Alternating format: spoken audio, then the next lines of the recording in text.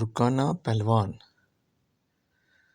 بنی ہاشم میں ایک مشرک شخص رکانہ نامی بڑا زبردست اور زور آور پہلوان تھا۔ اس کا ریکارڈ تھا کہ اسے کسی نے نہ گرایا تھا۔ وہ ایک جنگل میں جسے عزم کہتے تھے رہا کرتا تھا اور بڑا مالدار تھا۔ ایک دن حضور صلی اللہ علیہ وسلم اکیلے اس طرف جا نکلے۔ رکانہ نے آپ کو دیکھا تو آپ کے پاس آ کر کہنے لگا، اے محمد، تو ہی وہ ہے جو ہمارے لات اور عزیٰ کی توہین و توقیر کرتا ہے اور اپنے ایک خدا کی بڑائی بیان کرتا ہے۔ اگر میرا تجھ سے تعلق رحمی نہ ہوتا تو آج میں تجھے مار ڈالتا۔ آ میرے ساتھ کشتی کر، دیکھیں تو تمہارے خدا میں کتنی طاقت ہے۔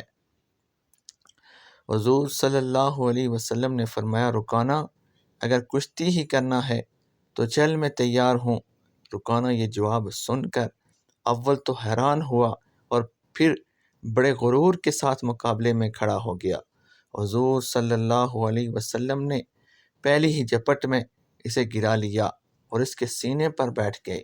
رکانہ عمر میں پہلی مرتبہ گر کر بڑا شرمندہ بھی ہوا اور حیران بھی، اور بولا، اے محمد، میرے سینے سے اٹھ کھڑا ہو، میرے لات اور عزیٰ نے میری طرف دھیان نہیں کیا۔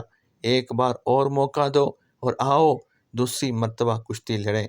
اور دوبارہ کشتی کے لیے رکانہ بھی اٹھا۔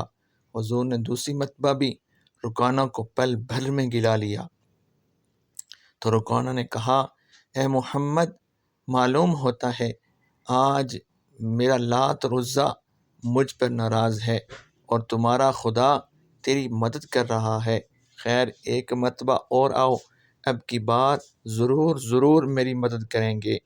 حضور نے تیسری مرتبہ کی کشتی بھی منظور فرمائی اور تیسری مرتبہ بھی حضور صلی اللہ علیہ وسلم نے اسے بچھاڑ دیا۔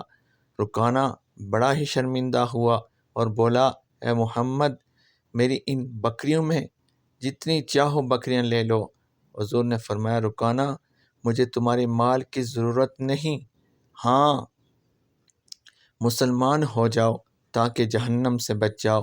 وہ بولا، یا محمد، مسلمان تو ہو جاؤں مگر نفس جھجکتا ہے کہ مدینہ اور نواح کی عورتیں اور بچے کیا کہیں گے کہ اتنے بڑے پہلوان نے شکست کھائی اور مسلمان ہو گیا۔ حضور نے فرمایا، تو تیرا مال تجھے کو مبارک۔ یہ کہہ کر آپ واپس تشریف لے آئے۔ ادھر ابو بکر اور عمر رضی اللہ تعالی عنہما آپ کی تلاش میں تھے اور یہ معلوم کر کے کہ حضور وادی عزم کی طرف تشریف لے گئے ہیں، متفکر تھے کہ اس طرف رکانہ پہلوان رہتا ہے، مبادا حضور صلی اللہ علیہ وسلم کو ایذا دے، اور حضور کو واپس تشریف لاتے دیکھ کر دونوں حضور کی خدمت میں حاضر ہوئے اور عرض کیا، یا رسول اللہ، آپ ادھر اکیلے کیوں تشریف لے گئے تھے جبکہ اس طرف رکانہ پہلوان بڑا زور آور دشمن اسلام رہتا ہے؟ آپ نے مسکرا کر فرمایا، جب میرا اللہ ہر وقت میرے ساتھ ہے پھر کسی رکانہ کی کیا پرواہ۔ رکانہ کی پہلوانی کا قصہ سنو۔ حضور سے واقعہ سن کر صدیق و فاروق خوش ہونے لگے۔